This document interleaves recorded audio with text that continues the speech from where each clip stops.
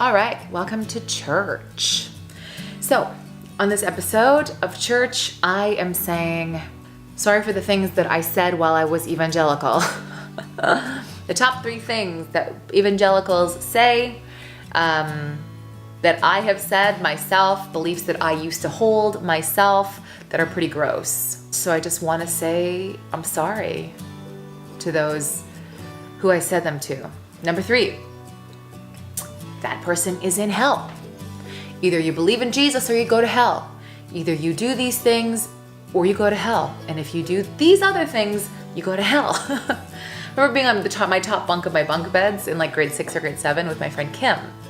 And we were all my stuffed animals. We were like throwing them off the top bunk and laughing hysterically because we were pretending that they were killing themselves. We're very morose children. And it came up like the afterlife, and I talked about like Jesus is the only way, to go to heaven. And she was like, well, my grandpa just died and he wasn't a Christian. And I'm like, well, he's in hell now, sorry. And I remember her being really hurt by that. And then I remember describing to her what hell was really like to try and scare her into like becoming a Christian. All of us kids of that generation, I feel like, were taught like that's how you evangelize, by like letting people know that you just burn for eternity. Yikes. Number 2, love the sinner, hate the sin. So basically you would meet somebody, then you would talk to other Christians and just fully spill the tea and be like, so I know I love him, but I really hate his sin. Or I love her, but I really hate her sin. Which is really a way of being condescending. I do not believe that you can love someone and hate a part of them at the same time. I don't believe that. I don't believe that that's possible. Maybe if you have a family member who kills somebody, you can be like, I really hate that they did that.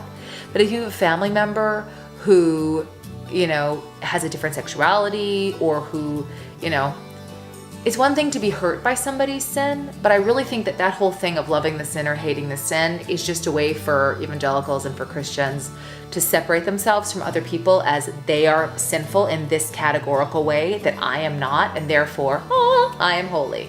And you're like, not so much. So, yeah, gross.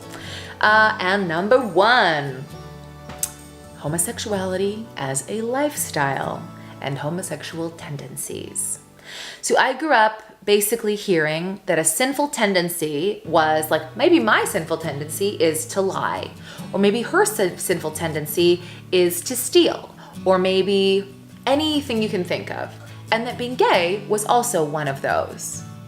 So if you were gay, it was like you had this kind of inner voice in your head that was like the little devil on your shoulder, and that was your tendency. And you should just, all you need to do is just resist it and just be like, get behind me. Like, no, just like I don't go to Starbucks and like steal a mug and put it in my backpack. You need to not be attracted to the same sex. Yikes. So that's how I was raised. With like he has some same-sex tendencies, but he's really working through it. And just like we need to really pray for him. I remember going to Bible college with these guys that we knew were gay. And it's interesting to see their journey. I'm like, whatever path you're on for a reason. I do believe that there is a God that intervenes in our lives and that loves us, but I do not believe that this universal presence has laid out this plus this plus this equals holiness equals I will love you then. It's not conditional. It's not either you do this and you love these people and you don't love these people and you separate, these people from these people, or you're out. And so I remember meeting people who were out and who were gay for the first time. And in my head, being like, I'm doing such a good job being nice to these people. I'm doing such a good job being cool with these people. But really thinking, like really feeling judgmental.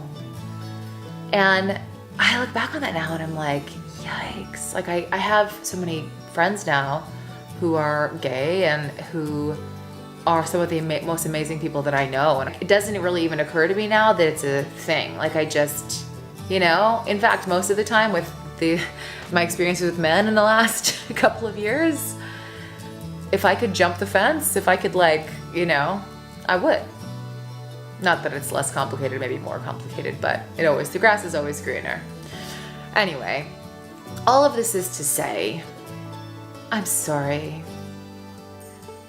I'm sorry that my mind was closed. I'm sorry that I judged you. I'm sorry that because of my own fear, I placed myself in a space that I would be above you in order to feel like I was worthy or like I was okay. I'm sorry. And I'm sorry that all those people in your life who believe that still make you feel unloved and make you feel unworthy. I'm so sorry.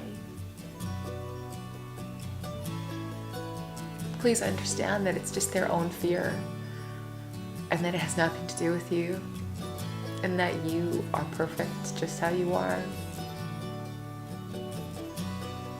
This has been church. Preach. Yeah. I love you. I mean it. I'll see you soon.